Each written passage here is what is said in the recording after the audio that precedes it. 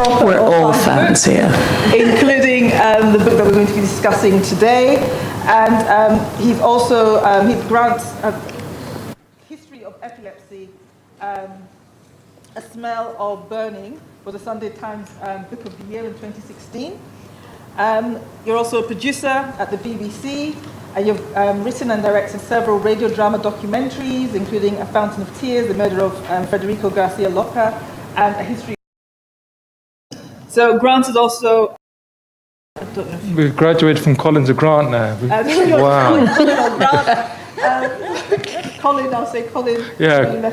Let's keep it friendly. Yeah. Keep it friendly. Colin is an associate fellow in the Center for Caribbean Studies and teaches creative writing. Colin's latest book, Homecoming: Voices of the Rindus Generation, was a BBC Radio 4 Book of the Week and Daily Telegraph Book of the Year in 2019. So this event will be facilitated by Nicole Rochelle Moore from the George Padmore Institute. She's a culture and education consultant and is currently the British Library's curator of its Anglo-Franco Hispanophone Caribbean collections. She's a member of New Beacon Books, and Nicole Rochelle is the founder and co-facilitator of the initiative Education Through Culture. And she's also featured in the recently published anthology In Search of Miami Water, Narratives and Images of African Water Spirits. I'll now hand over to Nicole Rochelle, who will be leading our conversation with Colin. Okay. Thank you. Thank you very much. Thank you, Moira. Colin Grant, full disclosure, we're friends. Well, today we are. We'll see what happens Mutual, after let's see. conversation. Up until today, Yeah. it's been a mutual admiration in society up until today. So Colin Grant, I remember when we first met, it was around this book, and you were a guest at the George Padmore Institute, and Agri-book. yeah, and I remember after the talk upstairs and the readings and so on, people just swarmed for this book, and no one I spoke with afterwards was disappointed. So no pressure, just yeah. So we're going to talk about Messiah, and I'd like you to kind of start us off with tell us a little bit about Marcus Garvey, his youth, who his parents were, and yeah, we know that he grew up in St. Anne's, but Yeah, he grew up in St. Anne's. He's a country boy, and he's, like many people in the country, humble beginnings. His father was authoritarian. He was a stonemason. His mother, she cleaned, and she was a seamstress. Garvey was very lucky there because his father was a bookish man. He had a small library. I don't know how many books there were, but there was enough for Garvey to be enthralled and educated by. It was said that when he was a 7-year-old boy, he would learn 3 words a day, and in the evening he would try out those words with his friends. He was even a little scholar. He had his own retinue, he had his own group, his posse, at 7, and they would follow him around the town as he would proclaim with his new words. His mother was much more tender and caring towards him than his father. Like Garvey and many children in small places, there wasn't much doing, so for fun they used to pick up stones and throw them at the church windows. And on one occasion he was with a gang of boys that did that, broke all the windows in the church, brought before the magistrate, and he was given 2 options.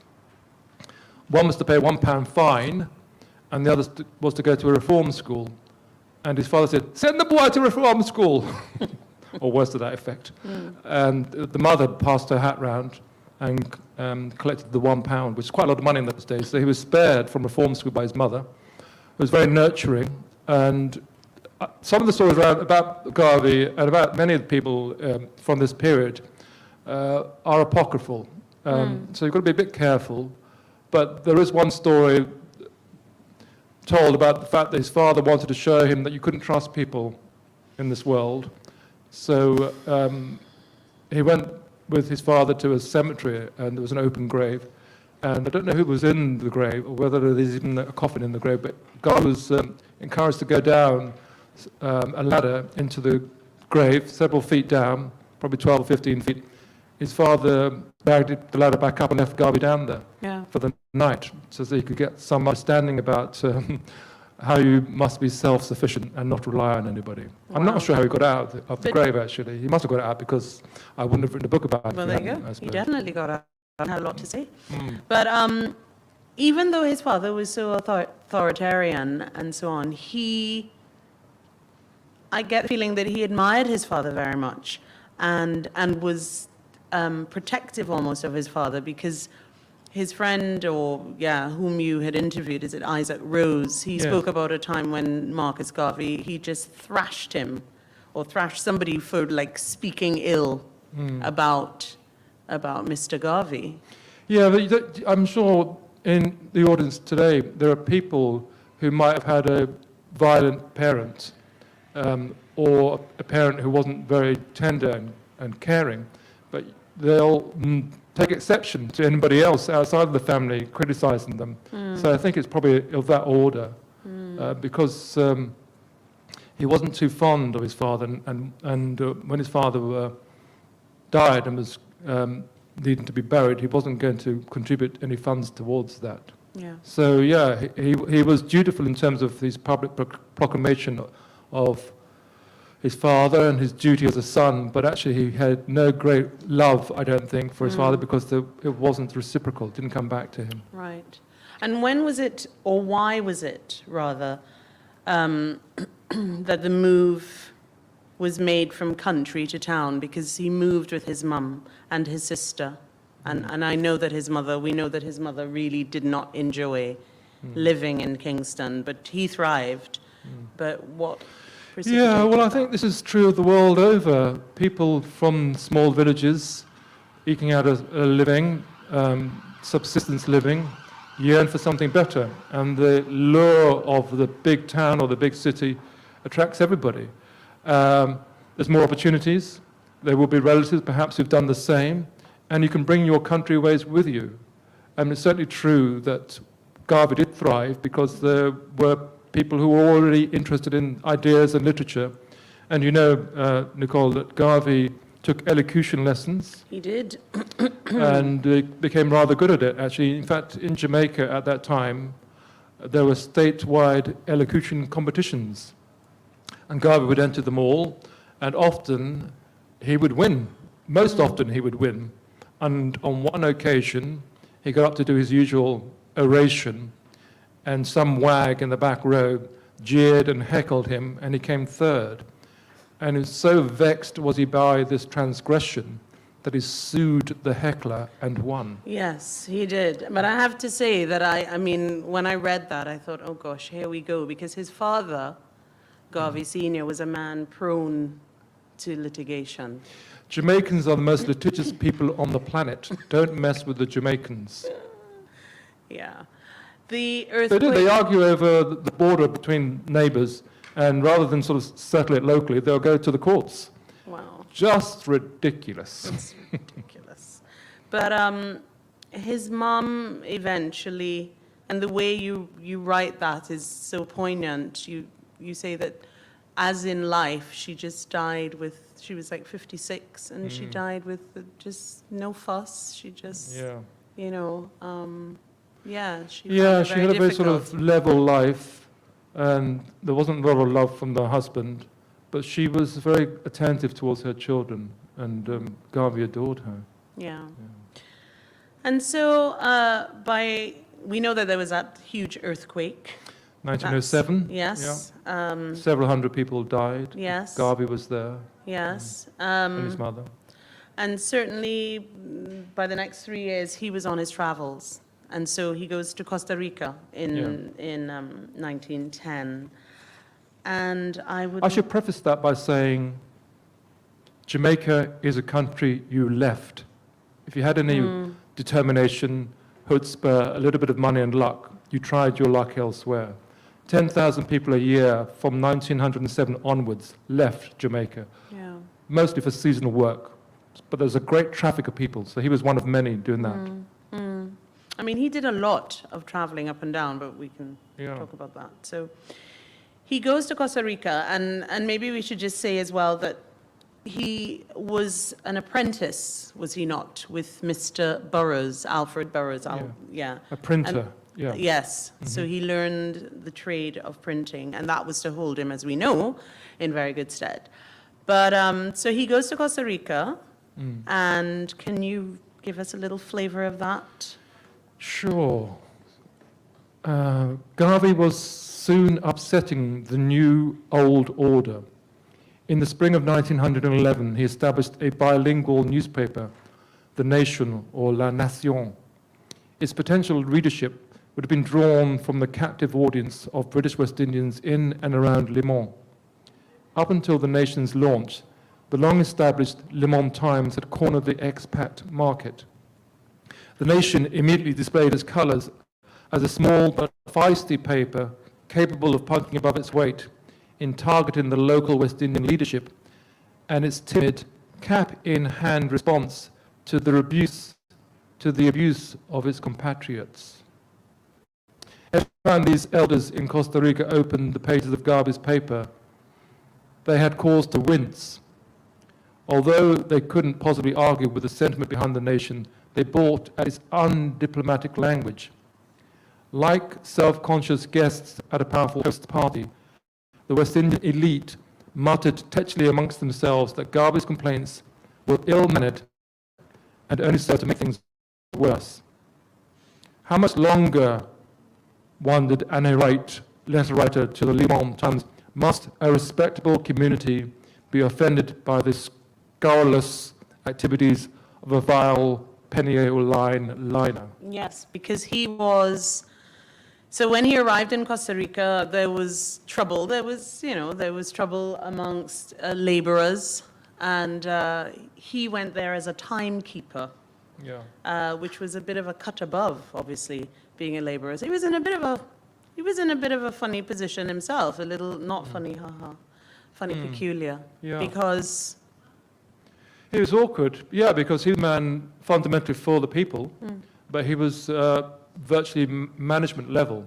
But there was one famous moment whilst he was there when there was a big fire that broke out in the West Indian Quarter, and the fire engines came, or the fire brigade came, but they didn't turn the hoses on the poor people's houses, they just turned the hoses on the rich person's house, and the poor people's houses burned down. And he wrote a very coruscating article damning the fire brigade and the rich people for being so callous. And you say in the book that it was that article that may have been the step too far, because he was certainly persona non grata.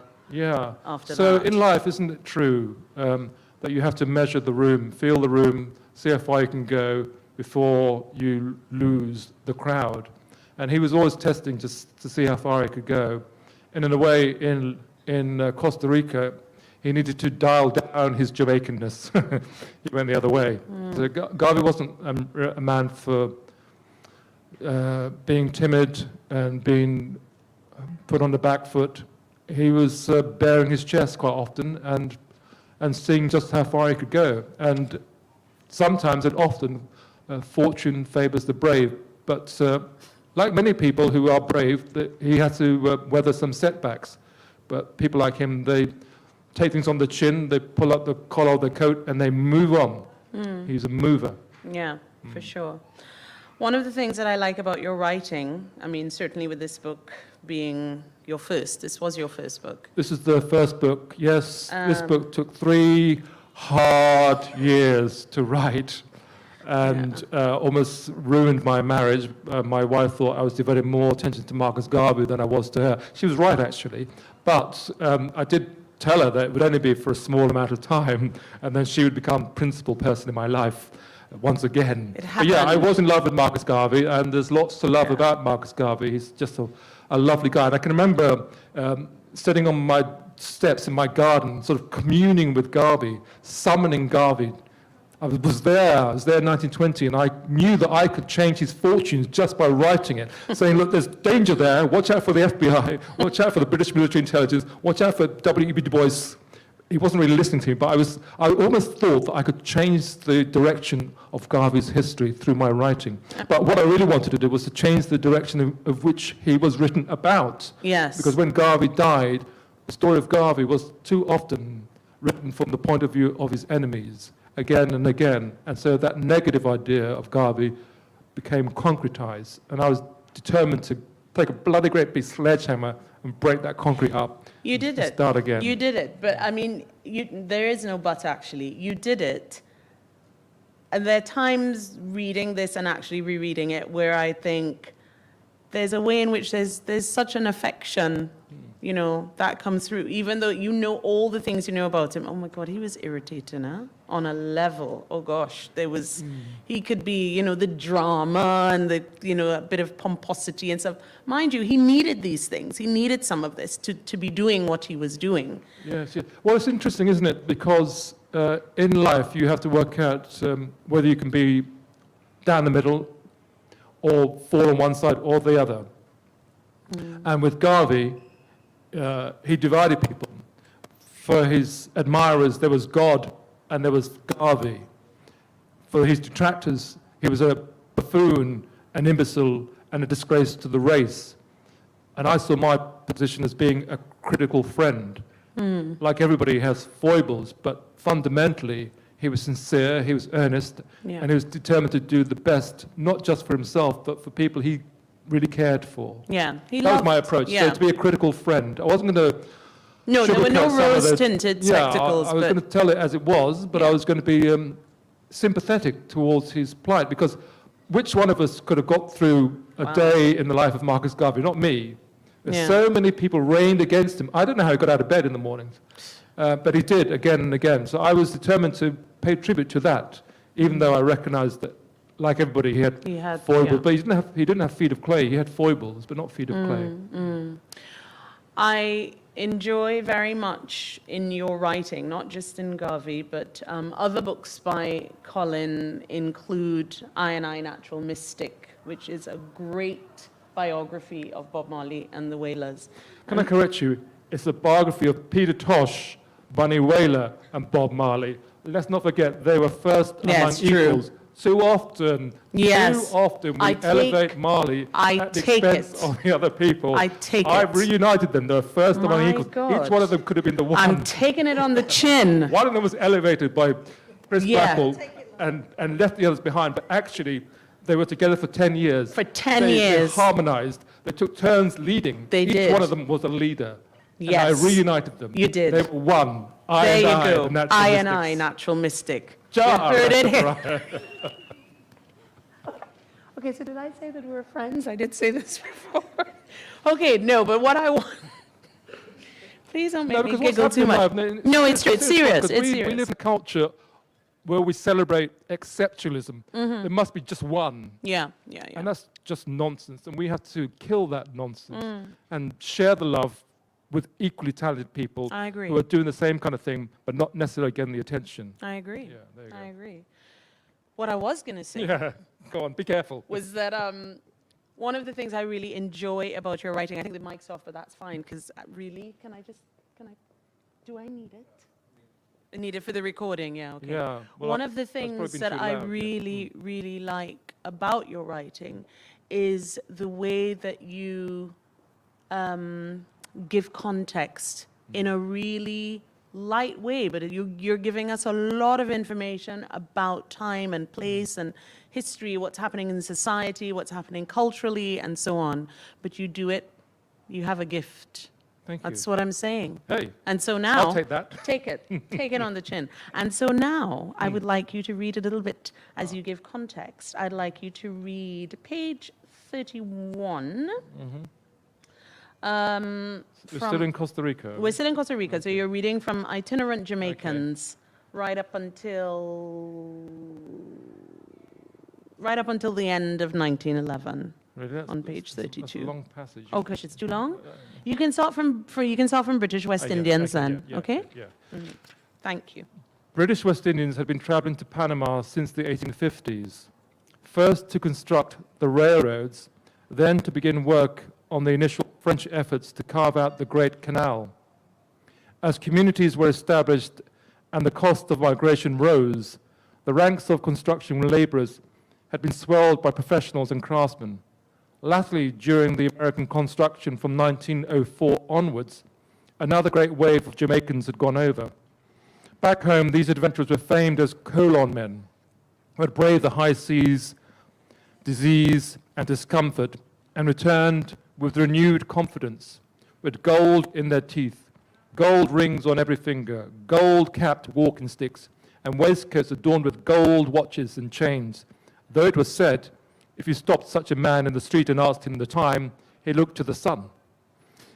Every Jamaican village boasted a glamorous colon man, and even those who spurned ostentation were still noted for their smart tweed suits, the snap of a North American twang on their lips, and the swagger in their step. The burgeoning dandy in Marcus Garvey would not have been out of place in such company, but there was a catch. Once in Panama, to qualify for his Yankee dollar, the Caribbean worker entered into a Mephistophelian pact.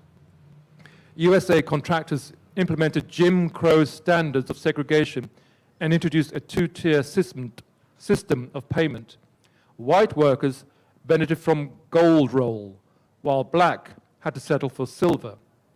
The compromise to his pride, together with the debilitating assault of bacterial infections on his asthmatic lungs, reduced Garvey to a fever and forced his return to Kingston at the end of 1911. Yeah, so he had asthma as well, which plagued him throughout his life, really. Yes. And you said a little while ago that Jamaica was a place that you left. Yeah. Jamaica was a place to leave. And so we know that Garvey goes back home, as it were, goes back to Jamaica in 1911. But by 1912, he's traveling again, and he comes to England. And I mean, he's like so many of the crown subjects at the time, I mean, the motherland, you know, the thought of this place, this great seat of civilization. And he comes here, and he spends 2 years here. And do you want to speak? Yeah, well, like many people from the British West Indies, he saw England as the center. That's where the action was. When I was thinking about my latest book, my mother talked about the fact that when you were growing up in Jamaica, all the poetry you learnt was Wordsworth, Keats, Shelley, Kipling. There was no locally produced literature. You went to the cinema and you stood up at the beginning of the film to sing the British national anthem. And at the end of the film, you did the same. And Garvey was like that. Garvey was an Anglophile, and he was British to the core, but recognized that there were great opportunities for him in England. And he got a job with Jews Muhammad Ali, a great publisher, entrepreneur, theatre man as well. He got a job, he sort of was a great man about picking himself up, Marcus Garvey. He got a job as a kind of handyman and a runner, but in his mind he was a journalist. Correspondent for the African Times and Orient Review. Yeah. But he got a card to allow him to go to the British Library. Temporary. They wouldn't give him, yes. Yeah, He used to have to get a reference. Yeah. Well, Jews Muhammad Ali gave him a reference. Yeah. And it was there that he read for the first time Booker T. Washington's Up from Slavery, which bowled him over. And he also read Edward Wilmot Blyden's book about Islam and Christianity. And that book was really arguing whether Christianity or Islam was best for the black person. And the conclusion was Islam. Because it didn't see color, presumably. Exactly, yeah. So he had an education. He had a very quick and intense education in Britain. But I think the seminal book for him was actually Booker T. Washington. Because Booker T. Washington, I'm sure you all know, had his own ideas about self-sufficiency with the Tuskegee Institute, and not relying on the man, the white man, to help you out, doing things for yourself. So I think he was very, very inspired by that.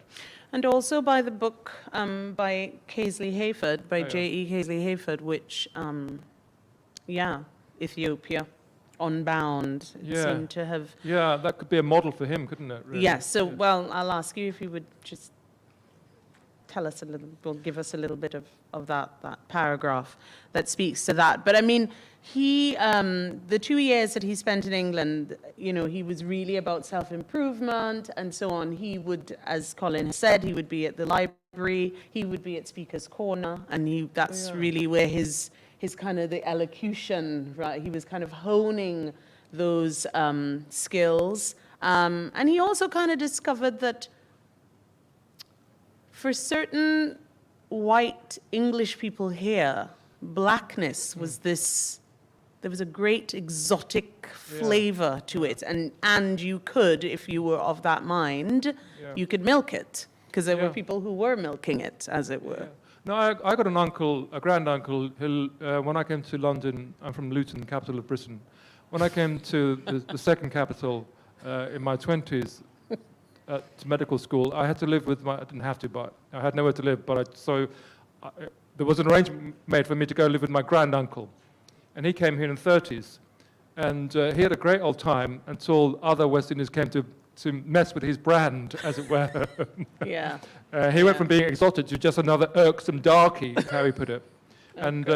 Garvey was arriving at a time when there were probably 10,000 black people in Britain at that time, but there weren't of a population of 30, 40 million. That's not many. So yeah, he would have been seen as something rather exotic, somebody who also spoke in a speaky-spokey fashion, rather like me. And sometimes I tell the Rastas who take exception to some things I say that actually Marcus Garvey sounded more like me than you guys. So remember that. Yeah, that's fact. That's fact, dude. That's a fact. That's a truth, Ruth. But yeah, so he had some. I mean, the problem with Garvey at this moment is that you don't quite know whether he's massaging the truth. Because I always felt he was. He's also saying he's going on tour, he's having a kind of grand tour, and he's going to other parts of Europe, and he meets an Irish heiress who wants to marry him, allegedly. I wasn't so sure about that particular story. We're not so sure, I mean... But he's sending stories back home, he's having a fine old time, and why not? You know, he's at the center of things, and he wants people to know that he's at the center of things, because as the Bible says, without a vision, you perish. And this guy has a vision, and that vision might mean that he has to say goodbye to the Irish heiress because he's got a vision to help his poor black people. So this is what he's doing. He's sort of, in a way, you remember when you were younger than maybe you are now, you can be molded, or you mold yourself into an idea of the character that you want to be. You align yourself with like-minded people or not. You read certain kinds of books or not. You go to certain stations of the cross or not. And Garvey's doing that. Garvey's putting into place the bits of the jigsaw that's going to make the pieces of the man complete. That's what he's doing in England at that time. So he spends 2 years here, and he's on his way back to Jamaica in 1914. And it is on that journey that the real kind of the gem of the idea, if you like, of the UNIA kind of comes to him. Would you? Yeah, he's on the ship, and he meets some missionaries from some part of North Africa, and they're telling him how terrible things are for black people there. And he has an epiphany, doesn't he? Would you read that bit? What page is that? So that's on page 52. Yeah, he has an epiphany in his You sort can of probably working class carriage. Yeah. From sailing back. Yeah. You can read from sailing back, or you can read from each night. Okay. Up until events. Okay, he's in the ship, and he's tossing and turning. He's got sort of febrile imagination. There's a lot at stake. You know, he's not quite surfaced yet as a figure. He's still a young man in his 20s, but he knows these are the kind of panic years. You know, got to make something of yourself now. And he has this epiphany about what he can do. Each night, lying on his back in his tiny cabin, Marcus Garvey had the same dream. And by day, pacing up and down the empty decks as the ship steamed across the oceans, Garvey began to formulate a plan in his fertile imagination of a radical movement that would unite black people the world over. But Marcus Messiah Garvey was little known in Jamaica. Outside of a small circle of admirers to whom he'd communicated his European adventures, his sister might have been there at the docks to embrace him, but it would take another 6 months before Indiana, that's his sister, could save up enough money for a passage to Jamaica. She was still back in England. He'd met up with her in England. So there was no welcoming committee for Garvey, save for the vagabonds who kept a vigil for returning vessels and the silver coins that might be tossed by colon men in a flush of ostentatious largesse. As far as the disappointed beggars, whose outstretched palms Garvey would not cross, were concerned, there was little to mark him out from the horde of young hopefuls who had also set out penniless from the pearl of the Antilles and returned in a similar state, empty but for zeal and great ambition. But he begins very quickly, once he arrives back in Jamaica, he begins very quickly to kind of put things into place, practically, you know, to kind of start making moves to kind of get the UNIA. And do people know? We're assuming. Just tell them what the UNIA stands for, just in case there's nobody. But The UNIA stands for the Universal Negro Improvement Association. And slightly longer, and there's a sort of And African an communities. African community is imperial, but everybody knew it. It's a UNIA. And so he begins really quickly to kind of try and put things into place and to recruit people. And Garvey being Garvey, he, you know, like he gave the address, like he put the notices out and he gave the addresses as, you know, recruitment. And it sounded as though it was an office, and it was in fact his lodging room, you know. It had a certain kind of grandeur. Yeah, If you really want to definitely. see, I mean, Garvey used to say, if you want to see grandeur, close your eyes and imagine it. He was, yeah, so it was his room, and so, But he was lucky. I mean, the guy was lucky because who did he meet? Amy he Ashwood. met him, I was just about to say, Amy Ashwood, the first Mrs. Garvey. 10 years younger than him. He's 27 at this time. She's 17. She has energy. She has dynamism. People love her. She lights up the room. She can talk just as well as Garvey. Without Amy Ashwood, there'd be no Marcus Garvey. True. So they were an amazing couple, actually, and they were greater than the sum of their individual parts, for sure. And there was a magnet. They were attracted to each other immediately. Very, very much, yeah. I don't think her parents were very keen. So. Yeah, her parents weren't keen. Her father was in Panama, attending to the family business, and he had a bakery and all of this. And the other thing to be said is Jamaica is a pigmentocracy. Right. So But Garvey, she was a dark-skinned sister. She looked kind of dark in the pictures. She wasn't dark. black and white photographs. Black and white photographs are like, yeah. She was a nice high yellow gal. Oh, she was. She was Okay, brown, I didn't brown-skinned realize girl. that she was. No, yeah. there's this distinction in Jamaica. Yeah. The darker you are, the worse things are for you. And the ideal is to marry out of your colour and out of your class. And the higher up you go, Marry up, as they say. the lighter your skin becomes, the more opportunities there are for you. So Amy Ashwood was a lighter colour than Garvey, and her parents were not hoping to trade down, as it were, but to trade up. So they weren't very happy with her choice. Do you want to give us a flavour of that? Mrs. what's Ashwood this? Garvey, page 60. Mrs. Ashwood. I mean, Amy Garvey, I mean, Amy Ashwood, she was quite ingenious for quite a while in kind of sneaking out to meet Marcus Garvey. She used to get the maid to kind of stay in her room and just sneak out and stuff. She would jump through the window of her bedroom, that kind of thing. All of that. Mrs. craziness. Ashwood, is that what you want? Mrs. Ashwood can't, though, have failed to notice the trilling in her daughter's voice when she stepped out in Garvey's company. A mutual appreciation of intellect was daily blossoming into an amorous attachment, which was all the more apparent for their attempts to hide it. Maud's resolve to separate, that's Maud's the mother, I suppose, to separate the paramours was more than matched by her daughter's ingenuity in circumventing the restrictions. When Amy was locked in her room and banned from attending the UNIA meetings, she schemed with the maid to swap places with her while she slipped out through the bedroom window.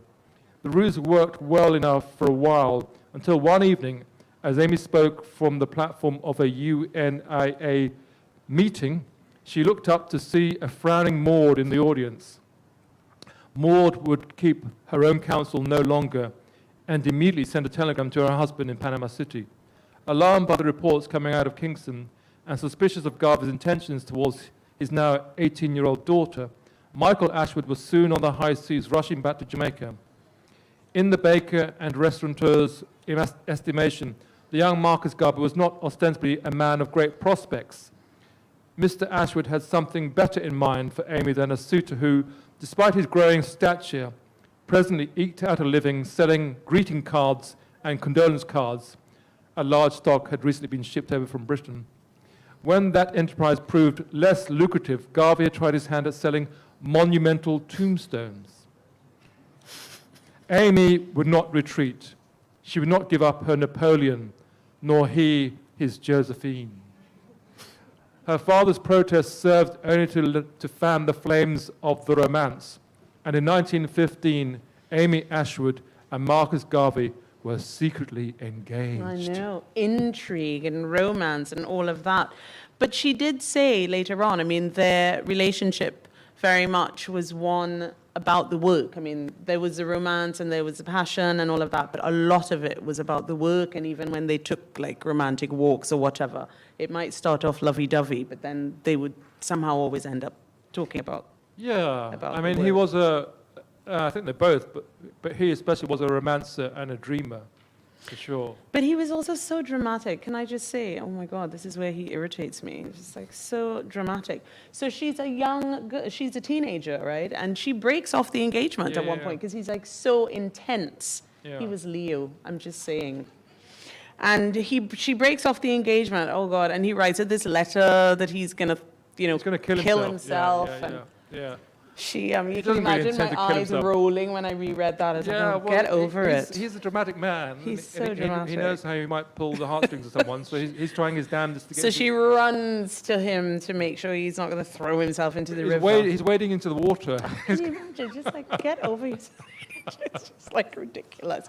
Anyway, so they are there, and she is very much a part of the UNIA in Jamaica. But again, you know, Jamaica is a place that You leave. and he leaves, and he goes. He goes to America. So by 1916, America. yeah, by 1916. So what happened, though, was, because he's not a fool, he doesn't just ship and go. He Yeah. writes to Booker T. Washington That's right. in Tuskegee. And Booker T. Washington must get hundreds of these kind of letters. It's kind of like fan letter.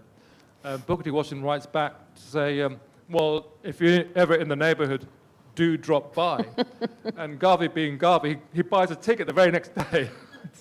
But, Very much, yeah. but sadly, when he gets to America, Booker T. Washington is dead.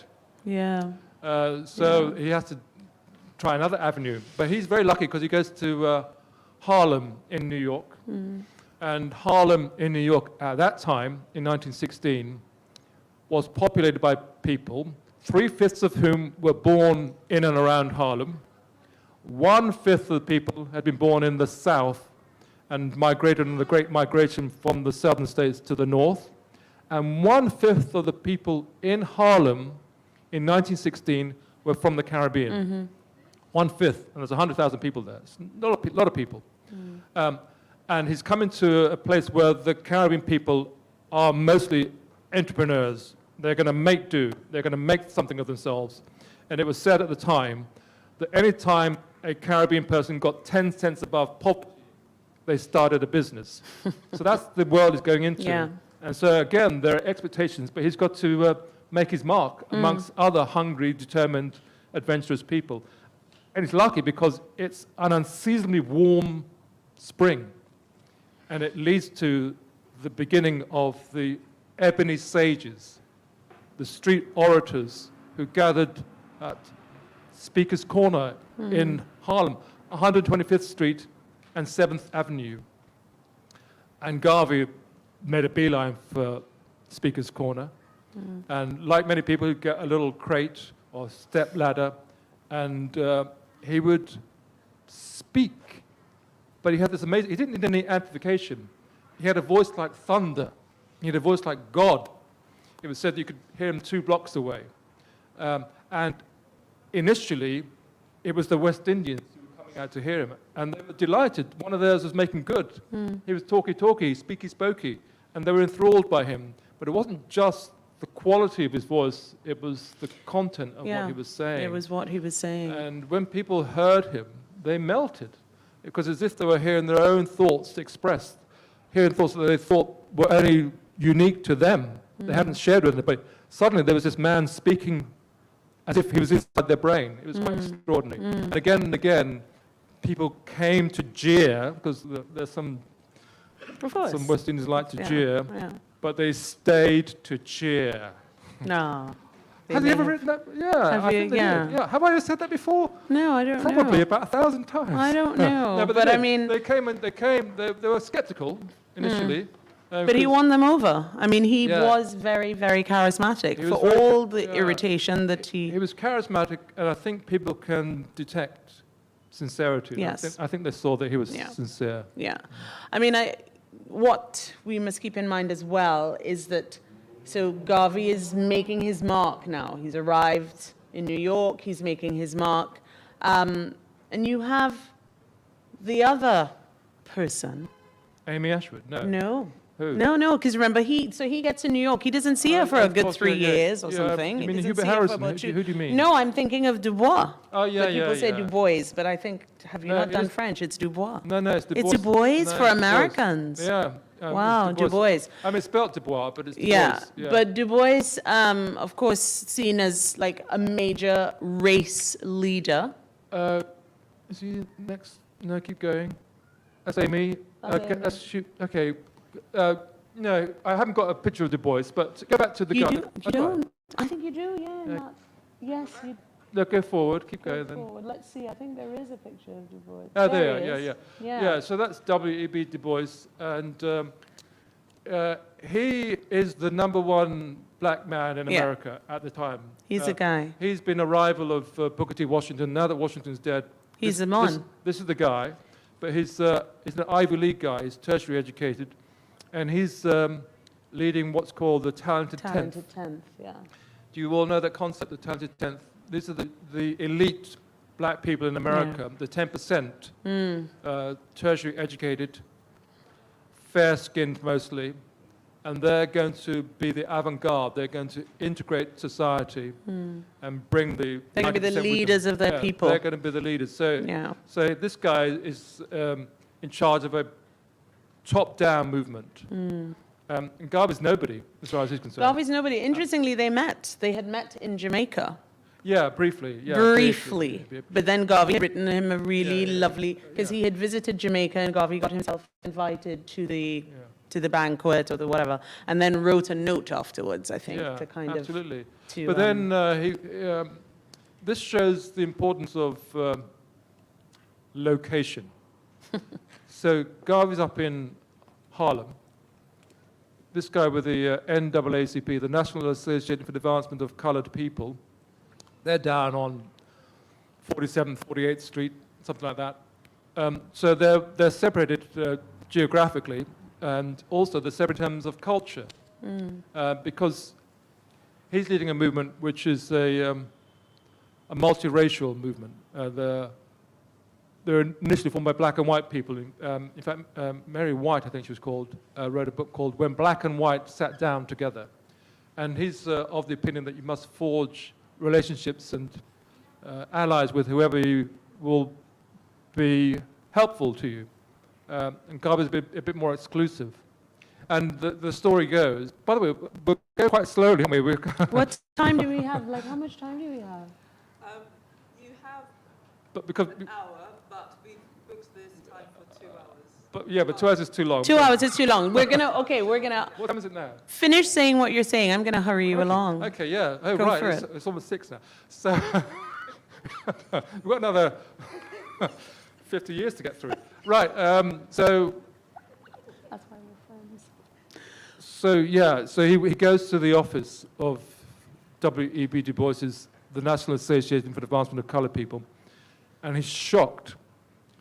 Du Bois isn't there, but all the people there, he thinks they're more or less white. They're so fair-skinned they could pass for white. And he just turns on his heels because they're not his kind of people. So there's that kind of notion. Also, I think he felt snubbed.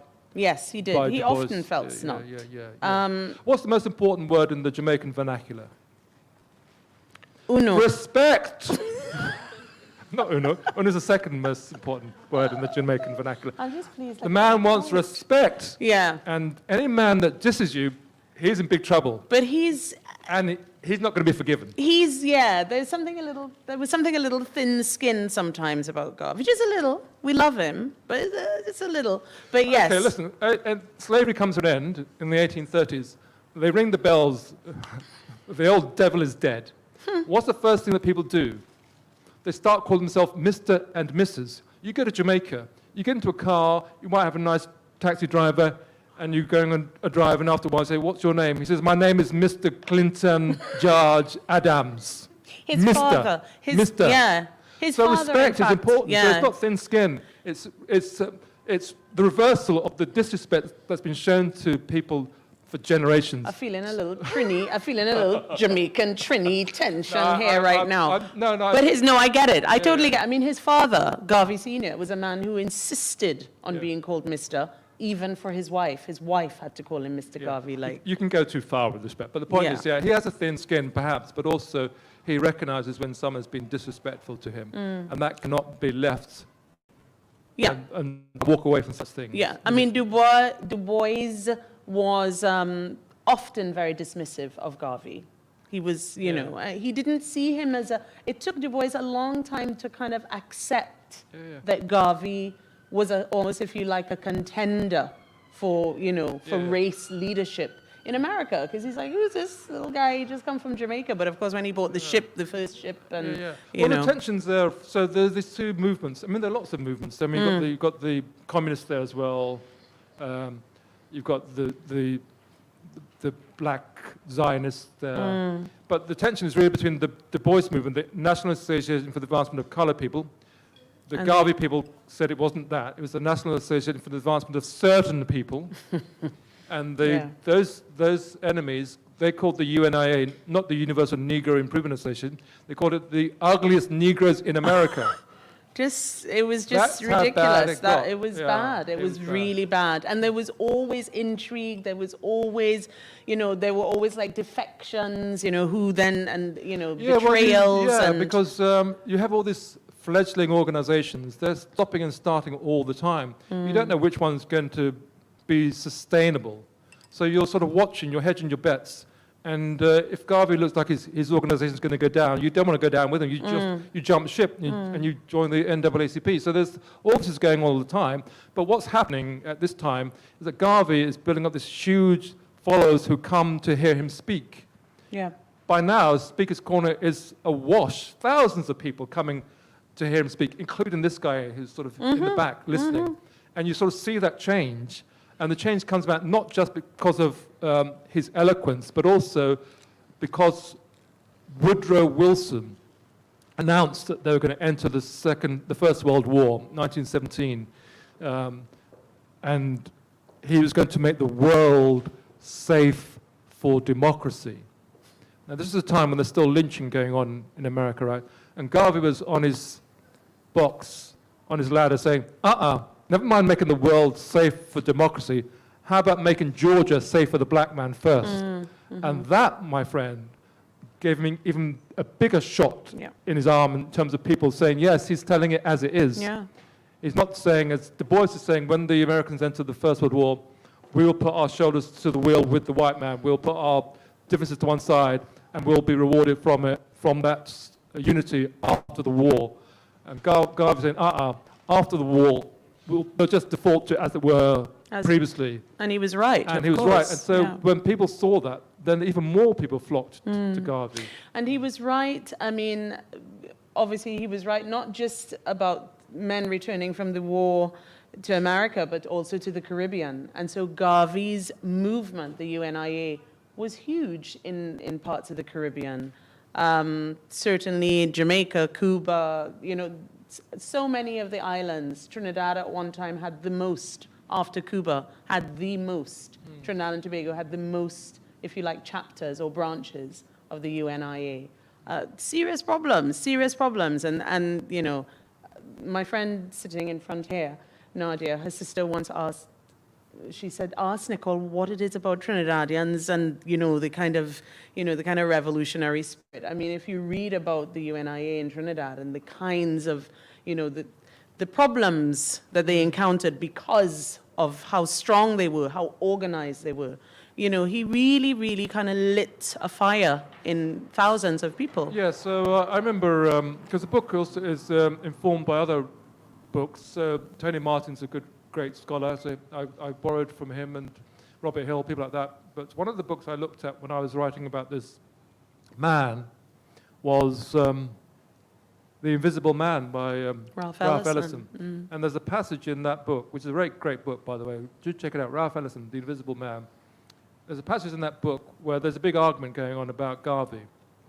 And one guy says, well, black people are hell to move. Garvey must have had plenty.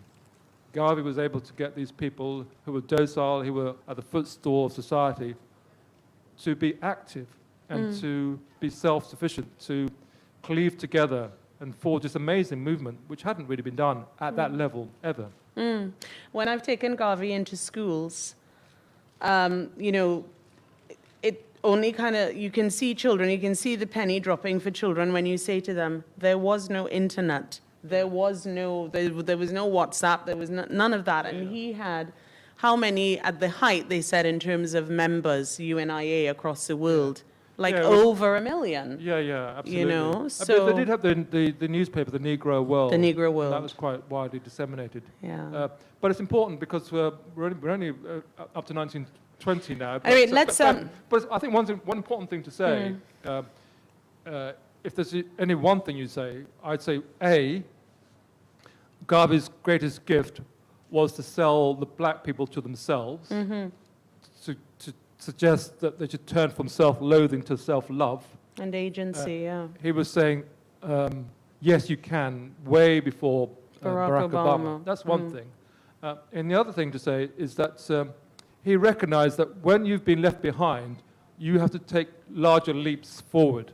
So I remember going to Ghana, Accra, for the first time 25 years ago, and everybody had mobile phones, like everybody. Because the infrastructure for landlines was not there. So they had to leap to the next generation. And that's what Garvey is doing all the time. He's going, okay, we'll start with a restaurant, or we'll start with a laundrette, and then we'll leap to a shipping line. Yes, yeah. Because we can't wait. We've got to catch up. And how many in the end? They bought about four ships, yeah. I mean, problems all the time, and then, the tragedy, really the tragedy of, the debacle with him being accused of fraud and being imprisoned and all of that. And also all along the way, private life, there was a second Mrs. Garvey. Yes, so the Also first called Mrs. Garvey is in, he had obviously had a thing for the name Amy, yeah. The two Amy's. It's like Schomburg with Elizabeth, his wife. I think Amy Jakes was at the wedding, wasn't she? Yeah, because she was involved in the UNIA. His second wife was very much involved in the UNIA. So. But what happened, I think, was that when the first Amy and Garvey went on their honeymoon to Montreal, he didn't realize just what a good time gal Amy was. And when they were stopped at customs and the bags were opened, the customs men found the bottle of whiskey in Amy's bag, and Garvey was mortified. That's sort of she was, thing we the remember wife of that, the senior black leader should be packing in her briefcase. She should be packing some nice clothes, not bottles of whiskey. Wow. So that's when the rot set in. And also, she was quite flirtatious, and people found her very attractive, and Garvey was... like many men, he's rather jealous of her, I think. And he was older, and I think that kind of would have had something to do with it. Anyway, so he marries the second Amy, and it was with her that they had two sons. And you met... I met Julius Garvey. In fact, it's a very, very lovely guy. I remember writing to him, and he was a doctor. He was a vascular surgeon who's specializing in removing varicose veins. And I always remember his email address. It was newlegs@aol.com. Really? Yeah. So this one is new for me. You never told me this. You never told me. He only passed away I know. recently. Lovely guy, Yeah, lovely guy. yeah, lovely guy. yeah. Before we forget, we should say that there's also a lovely guy called Kwame Kwei-Armah, who has read this book 4 or 5 times. This bless is him. big news. And if you don't know this already, this book has been optioned for, I don't know, how many years to make a film? Maybe 7 or 8 years. Every year they give you a few thousand quid to keep the option going. But now it's really taking off because they've got a good director. They've got Winston Duke. Do you know Winston Duke from Black Panther? He's going to play Marcus From Garvey. Tobago, I'm just saying. Nice guy.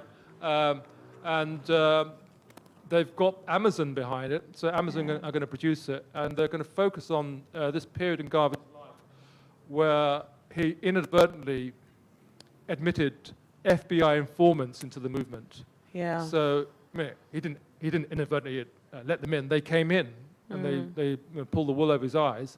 And so the film is going to be called Marked Man because Garvey was the marked man. From He was, yeah. the FBI or the fledgling FBI, it was called the Bureau of Investigation. They saw him fairly quickly as the most dangerous. And this is the phrase they used: the most dangerous Negro in America. Yeah. Because he was firing people up. But also, he was also alarming the British authorities, the French, all of the European allies, all the European forces who had Their colonies and in people being the stirred up. Caribbean Yeah. and in Africa. And the last thing those people wanted was for Garvey's message to take hold. You know, if he could establish a foothold in Liberia, then maybe the people in Sierra Leone might start paying attention to what he's saying. Maybe the people in Togo. And before you know, the whole of the European adventure is down the going tubes. up in flames. Absolutely. Yeah. Yeah.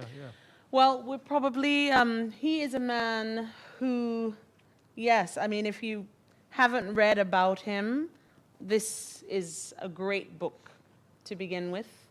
And even though I've admitted candidly that there are bits about him that just irritated me, Yeah. I love Marcus Garvey because Marcus Garvey loved us. He really did. Can I tell the people how the book begins? Yes, please Yeah, do. so the book begins, and I didn't know this story myself. So when you're researching, you don't know how to begin. You've got all this mountain of information, and I came across this story about Garvey when I was researching, which I was just surprised it hadn't been highlighted or given prominence in any of the book that I'd read before. So, in May 1940, Marcus Garvey is now back in England, in London, in West London. In January, he's had a stroke. He's recovering from the stroke. He's recovering quite well from the stroke. And in May 1940, he's got a small retinue of people now in this rented house in West London. And that May, his secretary brings him a newspaper and he reads a headline which he knows cannot be true. And the headline is, Marcus Garvey dies in London. His secretary brings him other newspapers. By now, other papers have cottoned on to this story, and they're equally writing these obituaries of Marcus Garvey. But they're not kind obituaries, they're damning obituaries, saying he's a fool, he's a charlatan, he robbed people of their money. Garvey insists on reading all of these damning obituaries. And after reading the last obituary, Marcus Garvey suffers a second heart attack and dies. His obituaries kill him. Yeah. So that's how the book begins. And then I travel back almost as if you were making a film when you did that flashback to the beginning. But I was really surprised that I hadn't seen that anywhere before. So he had a violent and dramatic life all the way through, up until the very end, actually. Yeah. But he's only 53 when he died. And he obviously had a weak heart from all the stress and tribulations that he'd been put through. But what's kind of clear to me, I mean, George Padmore wasn't very kind towards him. George Padmore and C.L.R. James were both unkind to him, but C.L.R. James did later on say, no, they thought he was just, they didn't take him seriously. They were very unkind with their words. But C.L.R. James did apologize. He said, we were wrong. Those were his words. We were wrong about Garvey, he said. But they were also jealous of Garvey, and they were Marxists. And there was a great sense that Garvey was sort of sitting on top of this great cohort who, if they were wedded together, they could create a great change in society. Yeah. And so he had all these people, and the Marxists, the communists were jealous. They wanted those people. Yeah. But they were saying class first, and Garvey was saying race first. So there was this big tension. And allegedly, and I think it's true, that one of the first obituaries on Garvey was written by Padmore. So that's a bit of a shame, really. And it's also a shame also that I think the great shame of this period is that people who should have been allies, should have been wedded together, were enemies. So this guy, Du Bois and Garvey, they should have been together. And the problem is that Du Bois thought that Garvey was a usurper, an uneducated West Indian who was going to spoil things for him.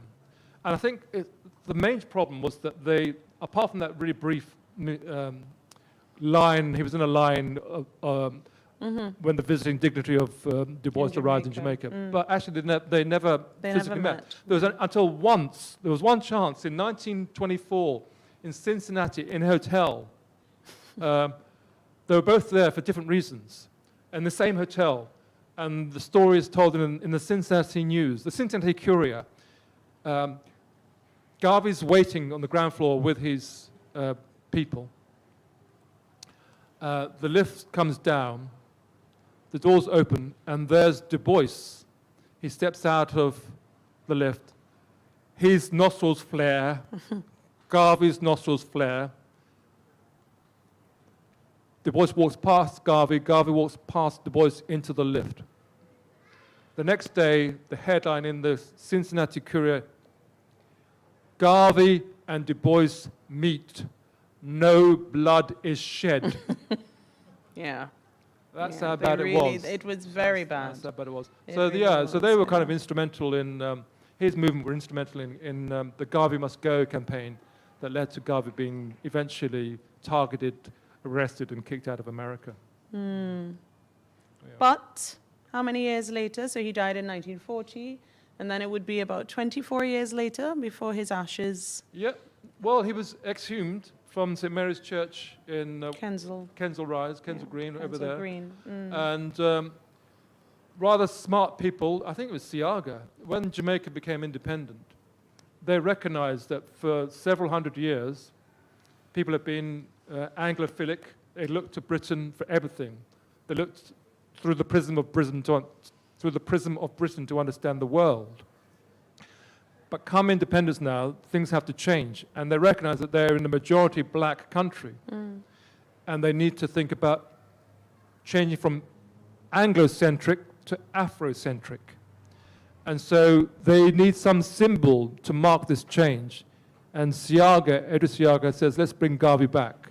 And Garvey becomes the first national hero of Jamaica, but also the person that signifies and gives an identity, a new identity to Jamaicans for the first time, no longer looking towards Britain. Yeah. I think that's a great note on which to end our talk. Thank you very much. Can we put our hands together, please, for Colin Grant? And thank you, Nicole. Thank you. Thank you, everybody, so much for coming. As I said, this is part of our Black History Season. Thank you, Colin. Thank you, Nicole, Rochelle. Very interesting conversation. Lovely dynamic between the two of you. That was really, really enjoyable. Thank you so much. So I just wanted to say to everybody, we also have the launch of our We Were Here exhibition in our Swiss Cottage Gallery just here. And interestingly, one of the exhibitions was Padmore. So if you're interested, the exhibition is still open. You can go and visit that today, or it will be there until the 5th of November. So you can visit the exhibition at any time. But thanks so much, everyone, for coming today. We have refreshments, we have drinks if you want to refresh yourself. So please have a very good evening, and I hope to see you again at one of our other events. Thank you so much. Thank you so much.